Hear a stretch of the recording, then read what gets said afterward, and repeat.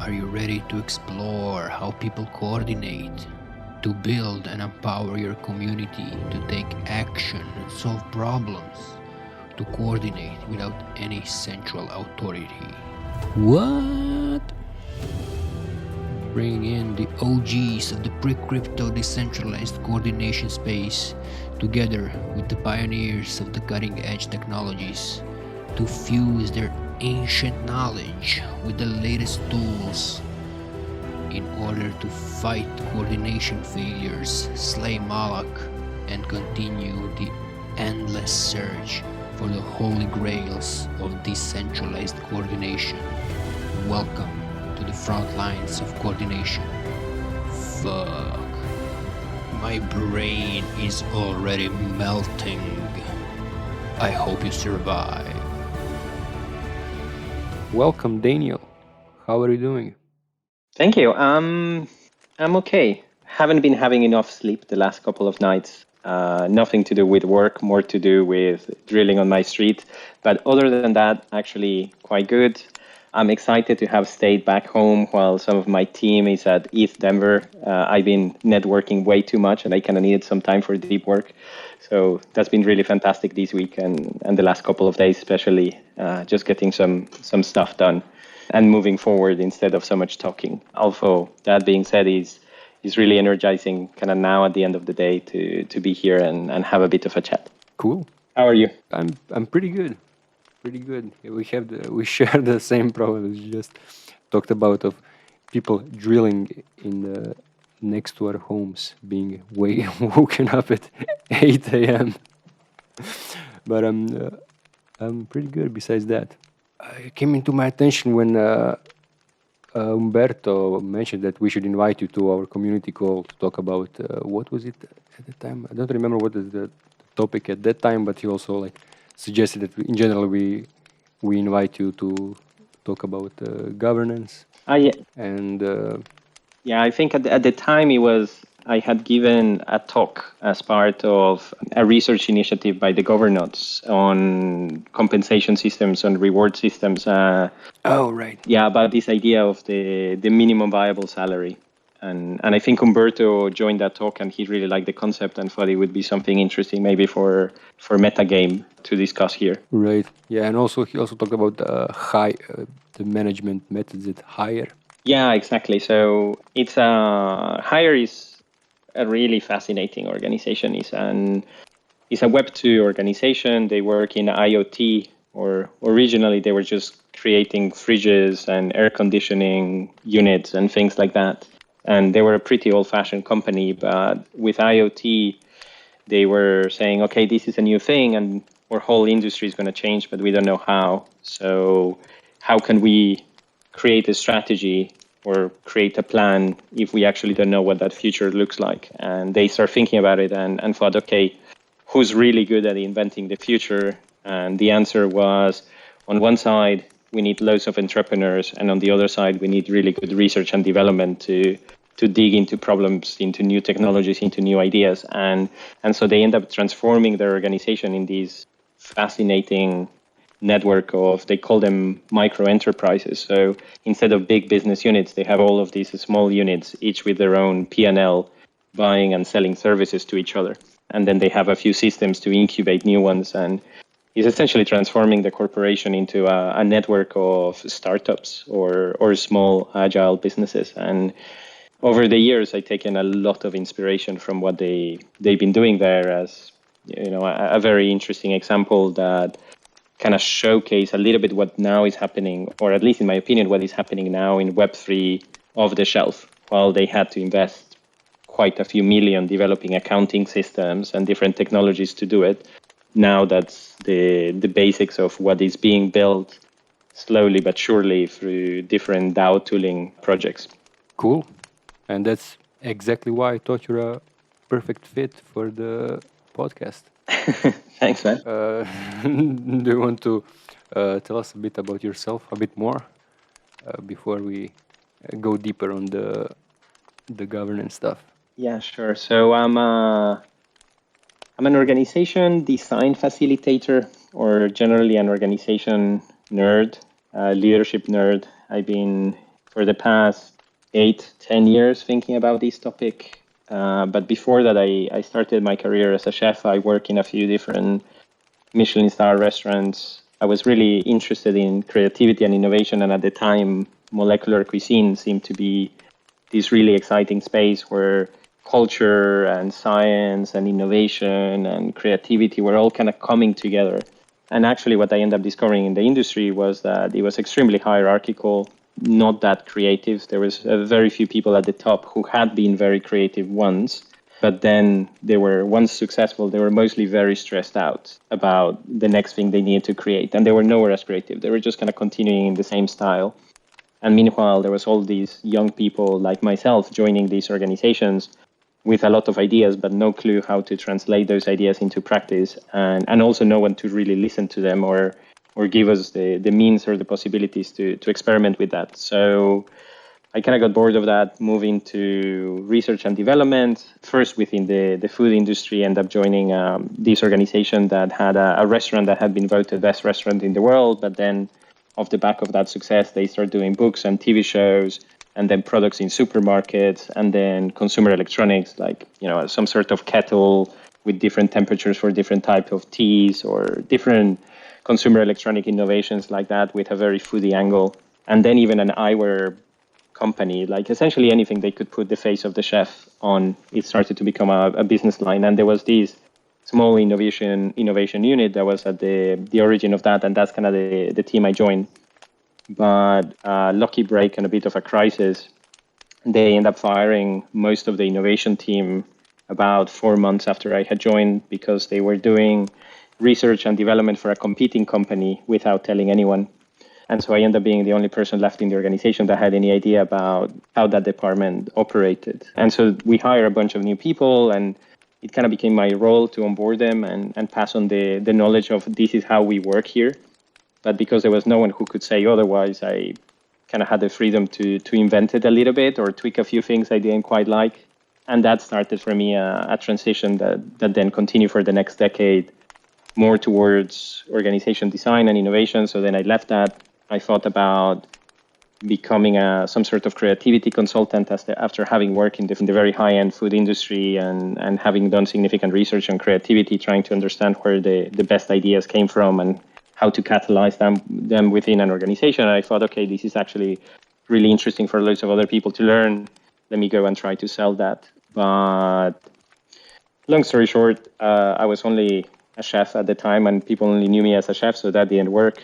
And thankfully, there was a professor in experimental psychology at Oxford who we had collaborated with a little bit, and he saved me. So then from that, I joined his team for a year doing a residency.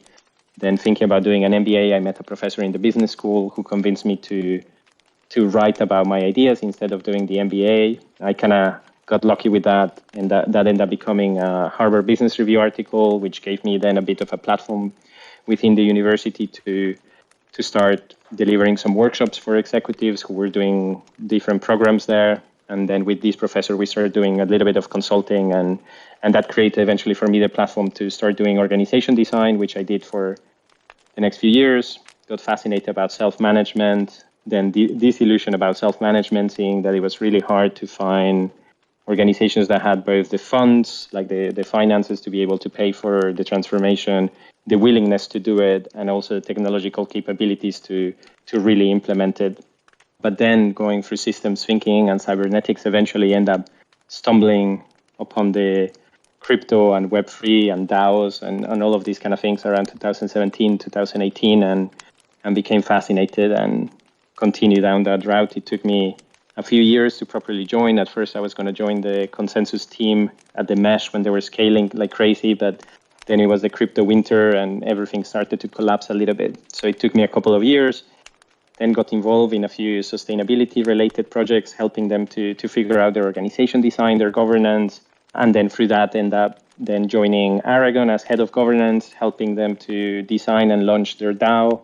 And now I left that, and the main thing I'm doing right now is called rnDAO, and we are an inter-DAO, so essentially getting multiple DAOs to collaborate and fund together an innovation unit. We do deep research on the challenges of operating as a DAO. So DAO operations, digging deep, getting the insights, and then helping to use those funds to prototype solutions that might not necessarily be addressed otherwise through traditional startup means. And that kind of brings us to today. Cool. That's a long and windy journey. Yeah, it was kind of random. For a long time, I was freaking out, thinking, "Oh shit, I'm unemployable."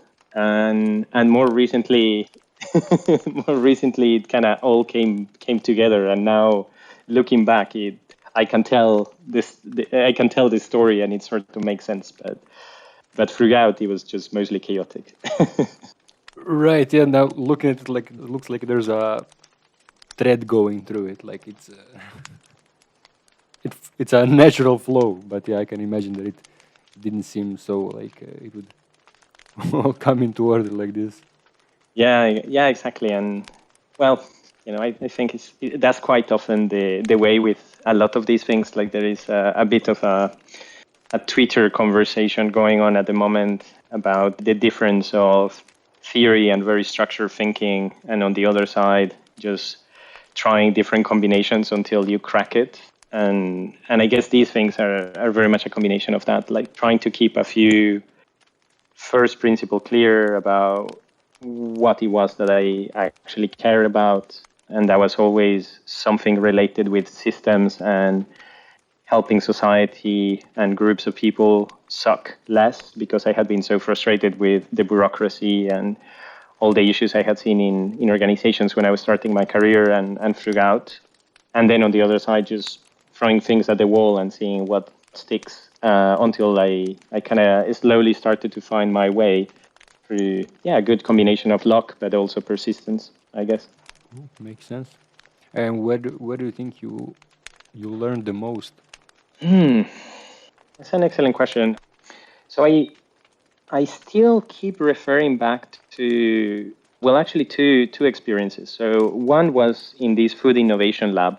There was some point where we were wondering, we need to reinvent the main restaurant, like the famous one. And this was a huge challenge. We had very little time. The previous concept had been refined and iterated upon and improved during many, many years, but it was just out of date, and we needed to create something new for like the 20th anniversary of the company or something like that. And so we started thinking, okay, what led to the great ideas happening in this space that led it to be so famous? And we are trying to really think through, how do we organize ourselves to be really innovative, really creative, and so on. And it took us a while, but then eventually there was this insight that came through looking at the history of this organization, is that at the beginning it was a pub, and there was the head chef that had this problem that didn't know how to solve. And so he reached out to a chemist and physicist, and they started having a conversation around it. It was something around like, if he boiled the green beans too long, they go brown. And so how do I make green beans green, and why do green beans turn brown if you boil them too long? But through this like seemingly inconsequential thing, they started a relationship, and they kind of became friends, and they started to chat a lot about chemistry and food and so on, at a time where that really wasn't a thing. These were like two completely separate bodies of knowledge. And over time, what happened is that the way each of them look at their profession changed. So the chef has started to incorporate a lot of ideas around chemistry, around precision, around controlling different temperatures and things like that. And that completely transformed the way he was cooking, and completely transformed the restaurant, and got it from essentially a pub to almost a 2 Michelin star restaurant. Then the chemist on his side, he also completely changed his career, and now ended up becoming one of the most renowned food scientists. While back in the day, being a food scientist wasn't so much of a thing, it wasn't prestigious or anything. Now it's kind of trendy and cool.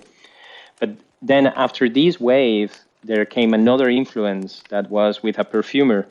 And the chef met this guy who was a director in a famous perfume company, and started to learn smell. And kind of like the same thing happened, where at the beginning it was just curiosity and just hanging out and having a few conversations, and then that slowly evolved. And after a long period of time of this relationship, finally the way each of them were looking at their own work changed. And as a result of that, there was a period of innovation afterwards, and that kind of took the restaurant even further. And then there was a third wave through a psychologist, a perception psychologist that the chef had met. And so you could very easily create a timeline in between the moment that these people met, then kind of like incubation, cross-pollination period, then finally some concepts, some ideas, some experiments, and at the end, a product like a dish or a new idea that ended up becoming super impactful, that created loads of press, that drew loads of attention, that many people went like, wow, this is really new, this is amazing, and really had an impact and created a lot of value. And the interesting thing was seeing that we talk a lot about cross-pollination and the value of that, but the insight was realizing that for it to go really deep, for it to be really impactful, that it took significant amount of time, that you actually needed multiple months or even years of like these people having a relationship and working together before the really disruptive, like the industry changing sort of idea came about. And this organization had just been very, very good at doing that over and over until they end up with that position of becoming, at some point, voted the best restaurant in the world for being the most innovative and so on. And so after that, I tried to apply this idea to a community I was building after I had left this restaurant, and I was doing the residency in the experimental psychology side, and I was trying to create a community with artists and scientists, and I was very interested in experience design and in general in perception, in how we perceive reality and how we can combine these different things to create better experiences. And so we're trying to create this community and get people from all of these different disciplines to come together. And we created this series of events and ways to catalyze those relationships and to really get people talking about the ideas and to learn about each other's, not only kind of like what they like or so on or what they're doing, but really learn about how they think and why they think that particular way and what sort of ideas really shape their thinking and so on. And we started to have a few really cool concepts come out of that. One of them was the sort of immersive VR experience with, well, obviously the VR component, but also heat and fans and so on, that was transporting you to the Amazon forest and ended up getting sponsored by the Ford Foundation and Greenpeace to fight the construction of some dam and save some indigenous tribe in the Amazon. And like that, there were a few ideas that kind of started to be incubated. But the other huge learning was seeing this community was that there was no real financial revenue model to make it sustainable. And eventually it just became so much work that the community itself imploded. And even though it had scale quite a bit, because there was something really cool there. So that ended up later on creating this obsession about how do we make these innovation communities sustainable. And it's a huge, huge challenge and something that I guess for the next sort of 6-7 years, I've still been trying to crack. And at least the awareness of the problem is what's led now to this idea of rnDAO. And thankfully through the Web3 mechanism design and different governance models, now we're trying to do a combination where we can have some aspect of open source research, but also offering different partners early access to the insights and the ability to prioritize research problems and also prioritize the sort of solutions that are built then for which problems. And then hopefully through that, I mean, this is just the next iteration, I guess, of that experiment that in one version or another been doing for the best part of a decade. But at least hopefully with these new mechanisms, we can create a more sustainable and collaborative way to do this sort of deep innovation that is happening to some degree in crypto, but really now to take it to the next step and help bring DAOs mainstream. Where we're seeing is we really need a lot of perspectives because governance, community architecture, these whole new organizations that we're trying to create, this better way of organizing is very, very complex. It really requires a lot of different perspectives. So it's important to be able to have the container that can hold that and where people can really learn deeply about each other, really work together, really collaborate, really develop those better solutions as opposed to say what the startup could do without necessarily having the funds for this deep thinking. There's just going to be forced, especially with VC funding, to kind of like quickly prototype and put a product out there and maybe it gets adopted. But the externalities, essentially the unintended consequences it might have, might not be ideal. And that's unlikely to lead us to the ideal of DAOs. It leads more to a bastardization of DAOs and more to corporations on chain and repeating history. So I guess all of this obsession is now coming to crystallize this new experiment, this new initiative to try to take a stab and and keep Web3 real. Well said. Super relatable. I think we have the same problem right now. Like we started metagames, like wanted to have build this common space where people can, well, starting from the idea of creating this whole like melting pot of culture. So I wanted to create metagame as this intersection of technology, philosophy, and art. But then being narrowing the focus and getting more practical into like, okay, the problem we are solving right now is onboarding people to the DAO space. But there's definitely like this tension between like communities and investability, I guess, because the like investors always want, as you said, the focus on like that one core product, like scaling it, getting it adopted, and like making it profitable. While the community, like if you make a diverse community, the community will always tend to want experiment more, like build like many different things, explore many different directions, and yeah, like trying to find this point of alignment where we can be a community that experiments a lot and that's super diverse, but also that's sustainable. Like we have to like have something that's focused that makes a profit, so that the community is sustainable. Yeah, like I follow a little bit metagame from a distance from some time. It's been always one of those somewhat weird and really wonderful communities that seem really vibrant, where there is a lot of activity and a lot of interesting ideas. I collaborated with a few developers who were part-time in metagame during my time at Aragon, and they always had a lot of insight to bring and a lot of really interesting ideas that could be developed. I guess maybe one idea that I could offer is something that I had found through my early career in restaurants really interesting was the idea of discipline. Is that people tend to think that creativity and discipline are somewhat opposite sides of the scale. And what I found with the really successful, innovative restaurants was that they were both very disciplined in how they executed in a traditional way, like processes, systems, control, but also very disciplined in how they innovated, very, very precise in how they approached creativity. So it wasn't the same type of processes. Like the processes were very different. Like if you think of the way you make a decision in a meeting with some analysis and so on versus how do you brainstorm or generate new ideas? They're like completely different processes, but you can become quite obsessive at how do we do these really well and not just letting it happen haphazard or let's show up to a meeting and hope that something is going to happen, but we actually put thinking into how should these processes look like. And of course, you also need the unconstrained spaces where people can just hang out and relax and unwind.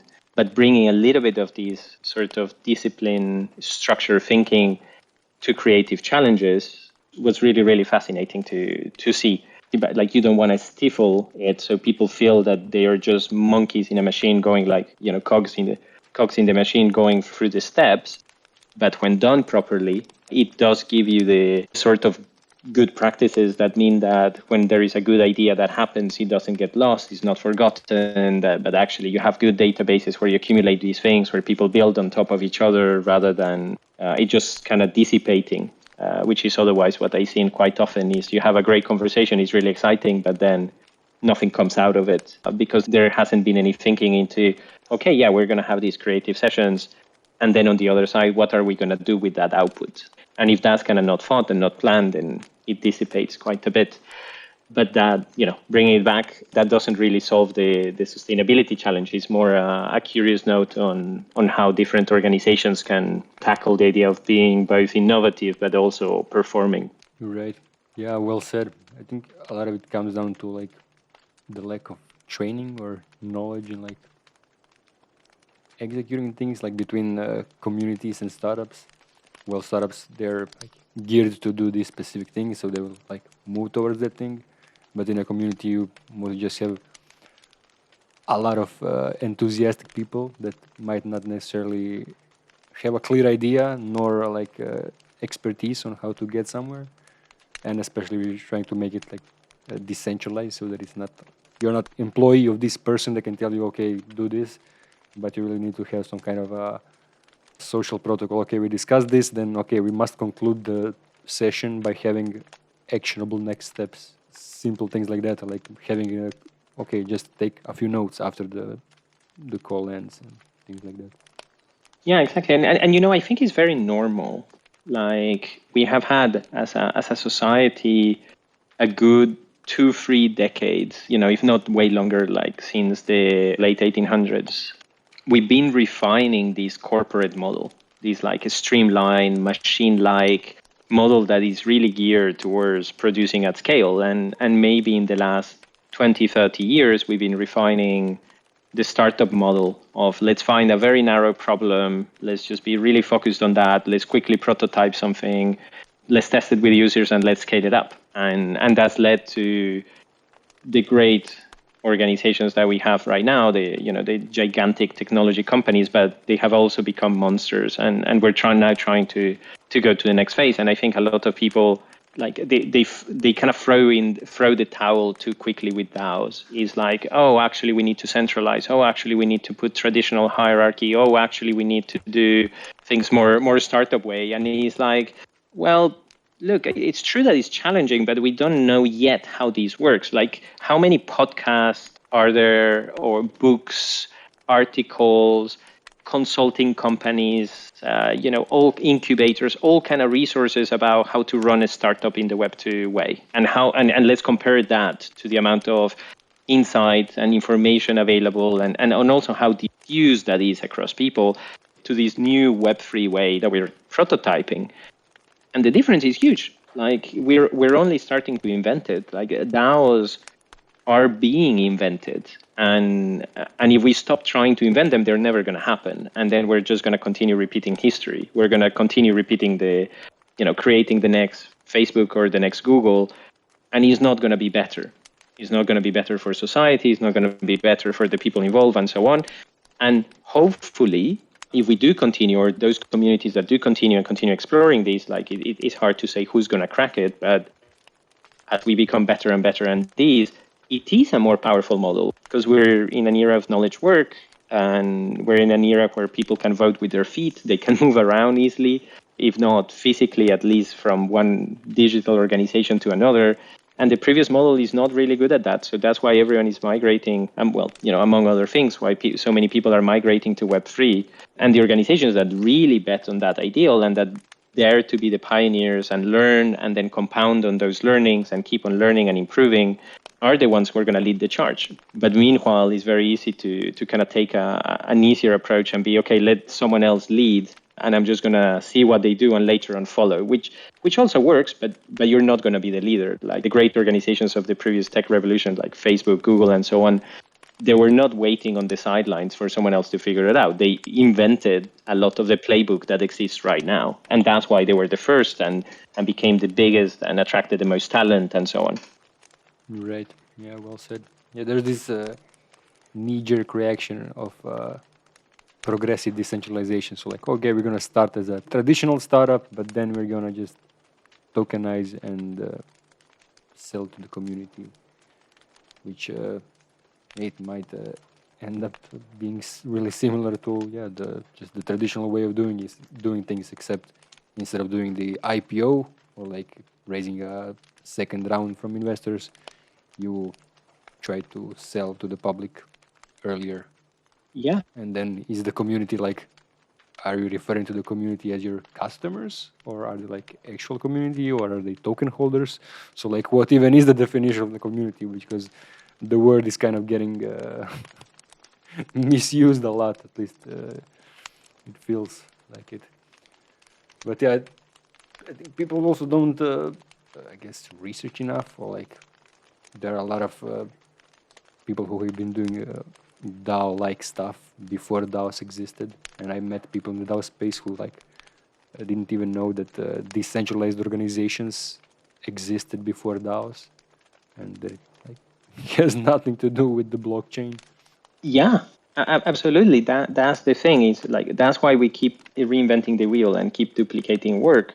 Because with that Web2 model, the VC venture sort of way, the incentive is not really to think. It's just throw something out there, and then because you can exit so quickly. And actually, if you look at VC funding, the way those models work is that VCs really get rewarded when a company they have invested in goes to the next funding round.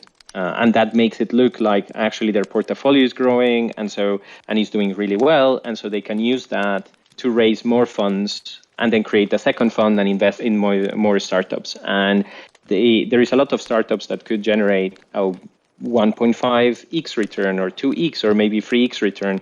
But they don't care about those. They actually even want them to go broke. Like I was speaking with a friend who was saying that in a company he had started, the VC was actually going, "Oh guys, you should just go broke. Like don't try to do a mezzanine round or don't try to cut costs, just go broke." And the reason they were doing that is because it was better for the VC for tax reasons. So there is kind of like all these, messed up incentives. And then because they really do well by the rounds becoming bigger and bigger, the time between rounds has become shorter and shorter.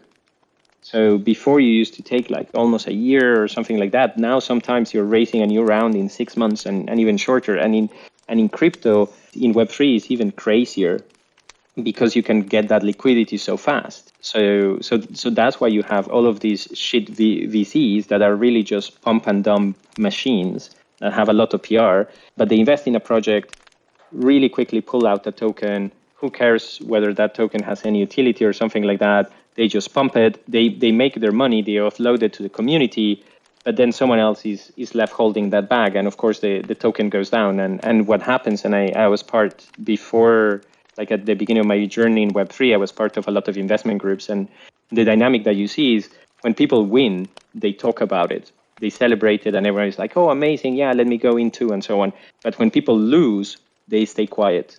So you don't actually hear about these things in the groups, even though they're happening all the time. Like, right? Because there is not that much value being created. It's more value being exchanged from around speculation. So we're creating these very pervasive, very poor incentive, these very counterproductive systems sometimes where yes, the liquidity can have benefits, the exit to community can have huge benefits, but only if it's done right. Only if that community can actually add value as well to the project by contributing. If they're just like passive, if they're not really a community, they're just people who got an airdrop or just speculators, naturally they're not going to add value to the project. And then people complain that there is takeovers and all kind of issues with governance and low participation and so on. But we're starting from a very bad place with many of these projects is that, well, of course there are issues, but that is coming from the fundamental way the community has been set up as well. And the fundamental VC model that a lot of these early investors that put tremendous amount of funds hoping to make a quick buck and not necessarily contribute to the project, not necessarily engage for the medium to long term, only in the short term. Right. Yeah, I find funny how like when a project like they have a I don't know 50+ million market cap and they're like, yeah, here's our community and it's a Telegram chat with 5,000 people that are all like asking, oh, when is the announcement? When is I don't know, when will the number go up? And like, no, that's not a community. Those are bag holders. Like those are, but yeah, the whole dynamic is broken. Completely. And it's because we're kind of like in this new model and we don't yet have ways to analyze that. So we focus on the metrics. Like the metrics always end up leading because people think they are objective, and so they feel reassuring and people love metrics. And the problem is the metrics we can actually have in this space is how many funds are there, how much is being traded. Like that's relatively easy because the data is in the blockchain, and so you can just aggregate it. And so everyone is obsessed about like which is the protocol that has more total value locked. Like if that was actually a valuable metric to know the health or the potential of that project, that is probably a very poor indicator. Because as quickly as the funds have come in, they can also go out just when the mood changes. Right, when the incentive drops. Yeah, exactly, completely. And that's the very difference of when you create real community, which I know you guys have been doing to some degree, and you feel it. And when there is a bad time, when the market dries up, when things are tough, the project survives because people stick to it. They believe in the project for real, not just for number go up and then sell. Right. And they're an actual community. Like they like hanging out with each other. They're just gonna keep on coming to Discord regardless of what happens with the token. Exactly. And of course, right? Like everything is a bit relative, like it's not absolute, but yeah, that's the behavior that happens. And there has been also good research in Web2 organizations, a lot of it during the pandemic about what makes organizations resilient.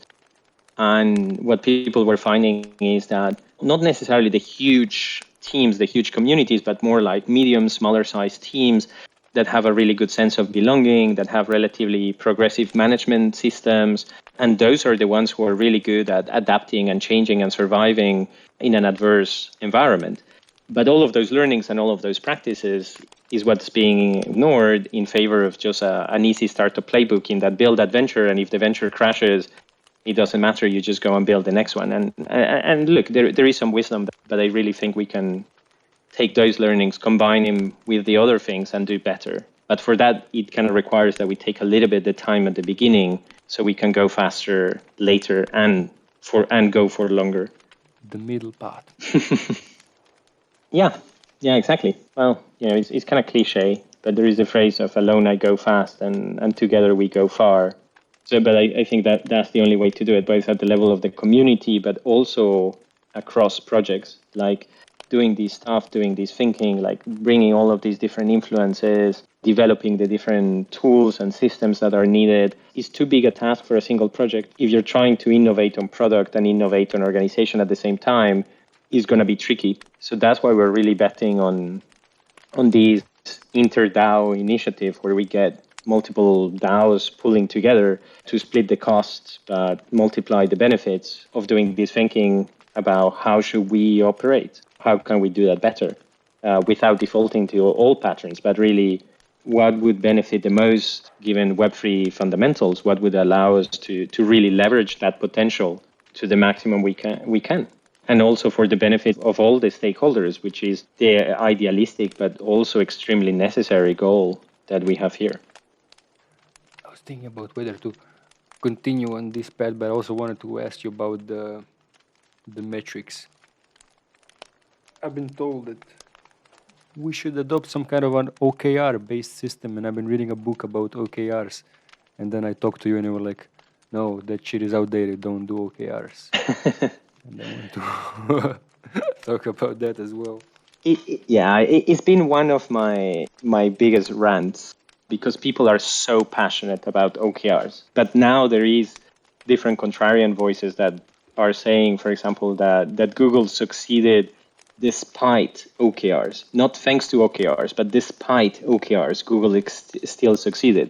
And really, the OKRs, they are a methodology from the 1970s. Like in Intel in the 1970s, they were already implemented. So it's really old-fashioned stuff. And we're doing recently, well, not that recently anymore, but a couple of years ago, I was involved in this project that we did to rethink OKRs and really ask from first principles, what's valuable there, what's not valuable, and how should they be designed. And where we ended up with was kind of like the following key points.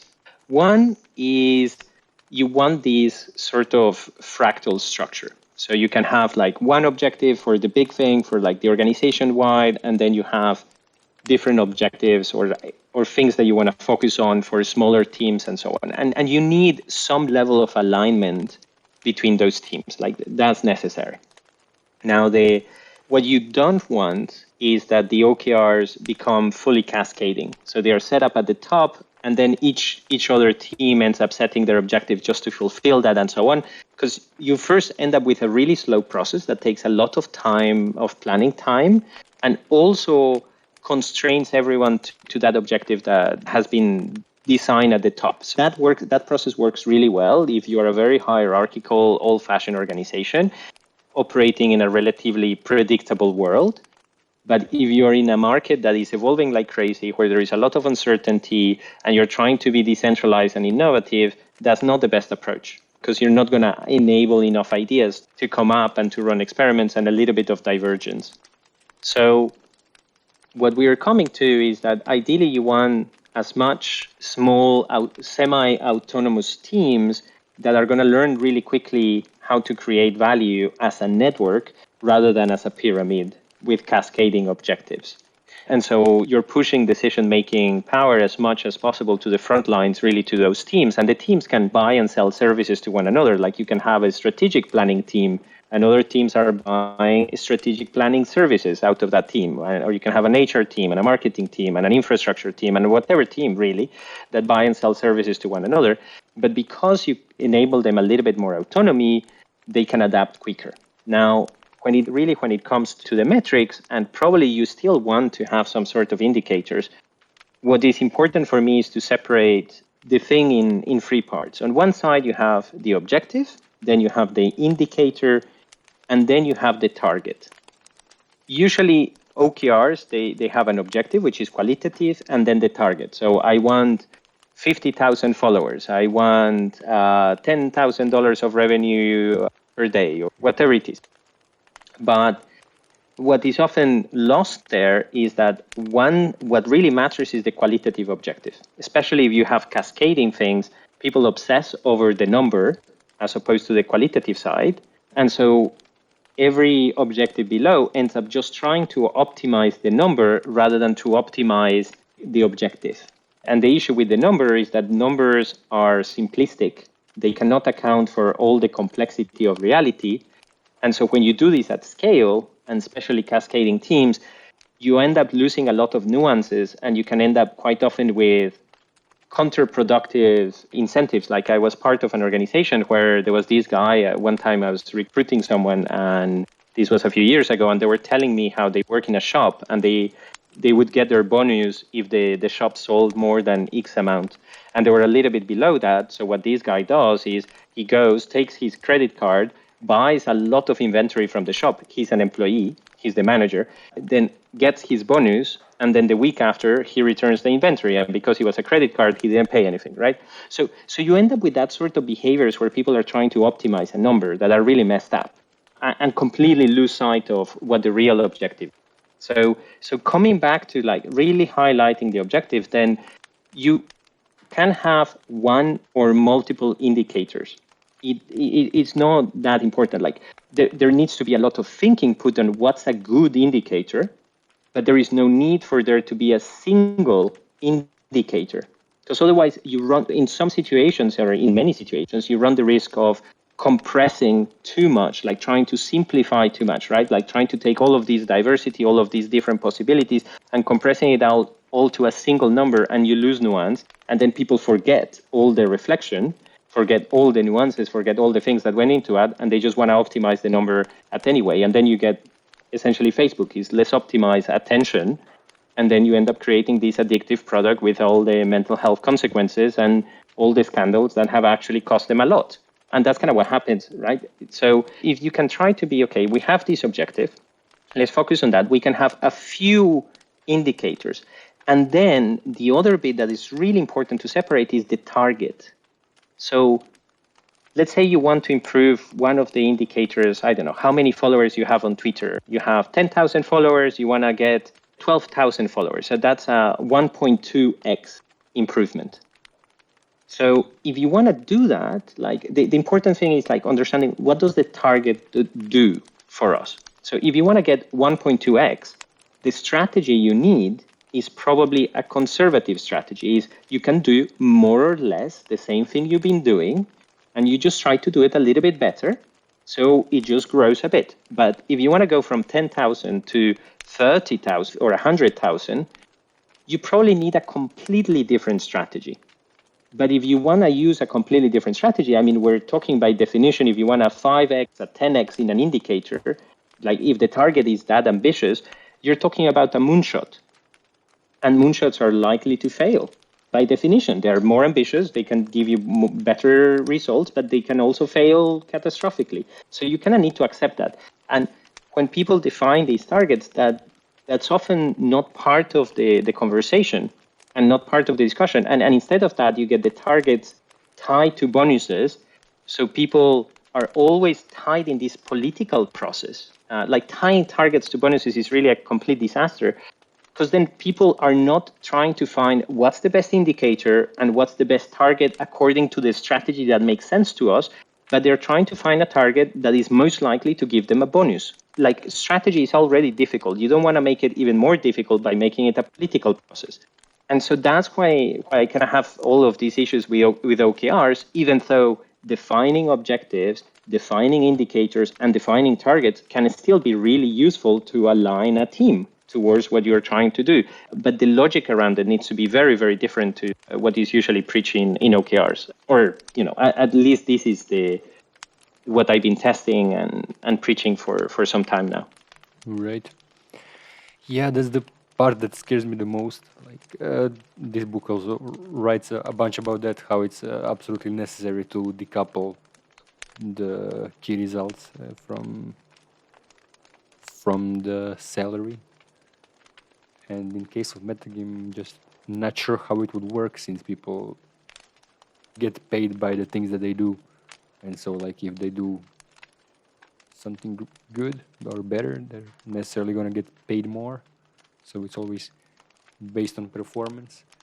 But in case of OKRs, then you can use. I mean, it's a complex thing, and it needs to be looked at a little bit with the specific situation. But a few different things that you can do is, first, don't pay people by the target, because you don't want them. Let's say if they discover a target is not achievable, then they're either going to get completely demotivated, or they are going to do something stupid to try to reach that target. Or if they reach the target and doing better work above the target doesn't give them anything, then, well, they're going to stop working, because why put more effort if you already got as maximum reward you could, right? Like, of course, there can be some intrinsic motivation, but especially when you're tying compensation to targets, you tend to kill the intrinsic motivation. So it's important to really take this into account. But one way you can go around it is you have the target as a strategy process, but the compensation is not based on the fixed number. The compensation is based on a curve, in that, let's say if you achieve 50% of the target, then you get a certain level of reward. And if you achieve 200% of the target, then you get rewarded more. But then if you achieve, like, I don't know, 10,000% of the target, you don't get rewarded 10,000%. It's a little bit like a bell curve. So eventually it dies off. So you also don't want people like setting up crazy low targets and then trying to overshoot, because that's just going fundamentally against your strategy and so on. So you still reward extraordinary performance, but within some bounds. So you can apply a curve there. The other thing that you can do is just avoid completely the compensation around the targets, and kind of compensate people for doing a good process. Because at the end of the day, the outputs are outside our control. The inputs are not. That's what we control. So people really like metrics and so on, because it gives a sense of objectivity. So then there is no conflict, because the metric says so. So if I don't give you the bonus, it's not because I don't like you, or it's because I don't think you're good. It's because of the metric. So we avoid the conflict. But if you take another approach, the more peer-to-peer approach, you focus on the inputs, and you can assess the inputs with different technologies. Like, I know you guys use SourceCred, there is Coordinate, there is these different peer-to-peer mechanisms to assess inputs. And then you use that mostly for the compensation. And maybe you can have some other things related to the output, but it's not all output based. However, if you're doing this approach, like more focus on the inputs or more focus in peer-to-peer, you also need to invest in conflict resolution, which in the end is going to improve the community, the resilience of the community, because a lot of DAOs fail because of conflicts. Like, Aragon is a great example of this, where they had conflicts many times and people leave in waves, or there is Sushi, who's also had a lot of issues with that and so on. So it's sometimes an existential risk, and hence investing in conflict resolution makes sense. But in this scenario where you're using the peer-to-peer ways to incentivize performance or to evaluate performance and calculate rewards, is especially important to do it. right? Yeah, I love that. I think Amazon, their like way of doing, like focusing really on the input metrics rather than the outcomes. Yeah, exactly. And right. And especially if you have kind of like the alignment around the token or so on. So you already kind of have an alignment around the end output. Like, everyone wants the organization to succeed. But then what you do is let's focus on doing really good work. And then the output is the output. But that's outside our control. And we're all, of course, trying to optimize it. And if the inputs are not leading to good outputs, you change them. But that becomes only a strategy conversation, not a political conversation. Yeah, the way I thought it would work in metagame is, having this overall sort of point of alignment with the overall goal, and then we split the community based on different 4 different parts. So we have the actual community side, the content side, the technical side, and the growth side. So we have basically 4 different sections of the roadmap, and then these would all be. And at this level, I think it then depends on the actual people who are doing things. So like the top level goal we agree on as a community, and then these 4 different parts of the roadmap are comprised again of different initiatives and what we call internal guilds, which have their own have their own champions that are autonomous, and then they would set their own goals. And I think in general, like, people should be setting their own for sure, like, rather than having this old way of having these cascading OKRs where you just set at the top and then every level below is just focused on making sure that what was set from the above happens. But encouraging more bottom up, and focusing on the input metrics rather than the outcome numbers. Yeah, exactly, for calculating rewards, right? Because then, of course, you need the output metrics to learn, and also then like having the richness of indicators, so you can really understand throughout the process like what's working, what's not working, but not setting the bonuses with the target, because it just becomes a completely different organization where people are trying to get bonuses, not where people are trying to do great work together as a community. It's a different game. Right. Yeah. Decouple the incentive system from that, and use what's generally used as key results. You just use that as indicators and use the input instead for the actual key results. Exactly, and be very intentional about targets, but as a strategy. It's like, do we want to go high risk, potential high reward, or do we want to be more conservative? And each team is going to have a different things, because each guild is going to have different objectives, different situations, a different strategy fundamentally. So it makes sense that some guilds can be conservative and more about improvement and refinement and maybe trying to add efficiencies and things like that. And others might be a moonshot guild, or at least have a moonshot cycle and see how that goes. But then that they might fail, and that's okay. Because if you try a moonshot, you're very likely to fail. So you need to bake that into the culture. Otherwise, people don't really try. Or again, you end up in a very political process or demotivating process and so on. Right. Makes sense. I like this outcome. I was afraid that you were going to say that the whole thing should be tossed. And I'm like halfway through the book, really was excited about trying to implement it in some way. And no, this is not going to break the illusion that this is going to help. No, I do think it can help. There is, in some bodies of knowledge around self-management, there is a different approach that it's really past these objectives completely. That is more people sense into the purpose of the organization and then they act accordingly. So it's kind of like extreme trust in the individual, a lot of feedback, communication to adjust and adapt. But these need to be very, very intentional communities with a lot of interpersonal skills, with a lot of personal development into them. So for a lot of these medium-sized organizations, communities, that would be a little bit too complicated. But it's something that you can kind of work towards and get there by investing in conflict resolution training, in soft skills development, in creating a really good communication culture, and as well in making sure that the community you attract is not pump and dump, number go up people, but actually those who have a bigger purpose and are working for a reason. Right. Yeah, sounds like the next level. But yeah, for now, I think we need these sort of guidelines. I think it's also easier for like organizations that actually employ people full time, rather than in the DAO space where everybody is a part of multiple DAOs. That like a lot of them don't have clearly set things for them to do. Yeah, absolutely. That makes it like we're operating in one of the most brutal and difficult environments. So so it's also Yeah, and the attention, yeah, exactly. So it's kind of the scarcest resource. wise words. Well said. I want to bring it back to like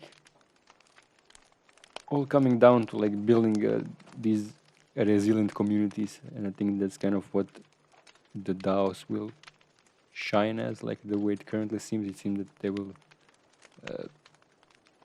be more optimized for resiliency rather than efficiency. So like as you said, as it was previously, like setting a clear specific product and then focusing all energy and everything on getting that single product adopted, versus with community where it might be more about just building a resilient community and having these strong foundations, and then people can go off in different directions, launch different experiments.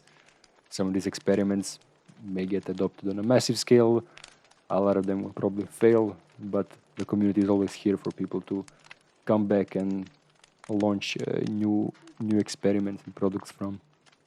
Yeah, absolutely. And I mean, and that's what we already seen with Hire, like in the Web2 world.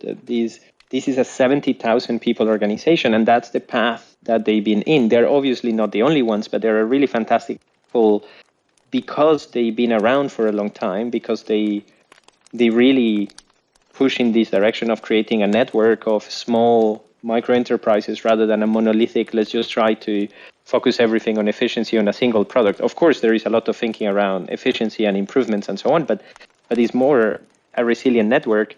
And they recently acquired like a couple of years ago, acquired the consumer appliances arm out of General Electric in the US. And in a single year, they had already improved profitability by 16%.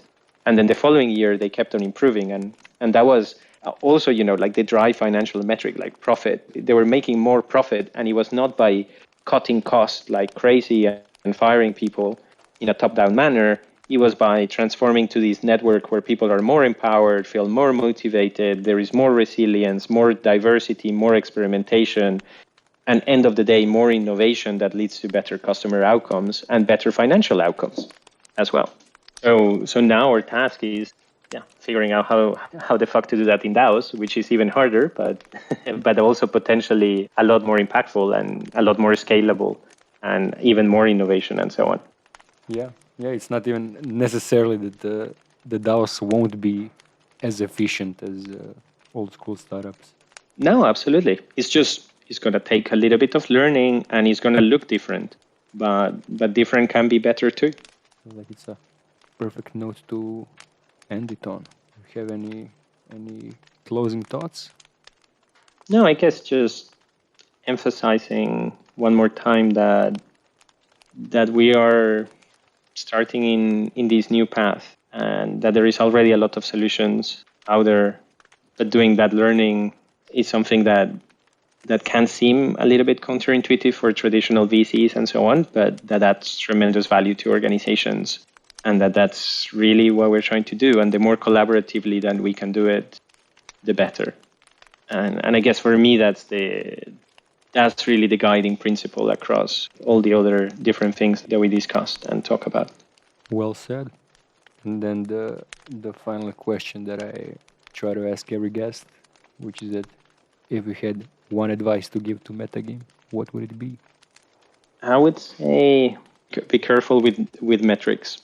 Make sure that whenever as you go about and implement these indicators and so on, make sure that every time that the indicator or the target appears, that the objective is also shown, because it's really a UX and information design thing.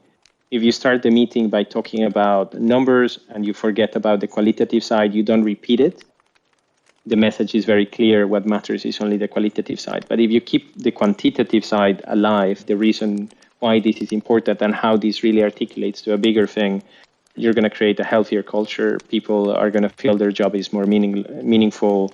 They're going to be more motivated. And you're going to avoid a lot of sub-optimization, which is the danger with the path you're having. So you can end up with the best of both worlds, but it's important to not forget that lesson, I think. Awesome. Thank you. Thank you for coming on. Thank you for sharing all the wisdom. No, with pleasure. Thank you. Thanks a lot as well. It's really, really exciting to see how you guys are evolving here. As I was saying, I learned a lot from here and really enjoy our conversation. So thanks again for having me. Great to hear. Thank you, and see you around. See you around. Ciao.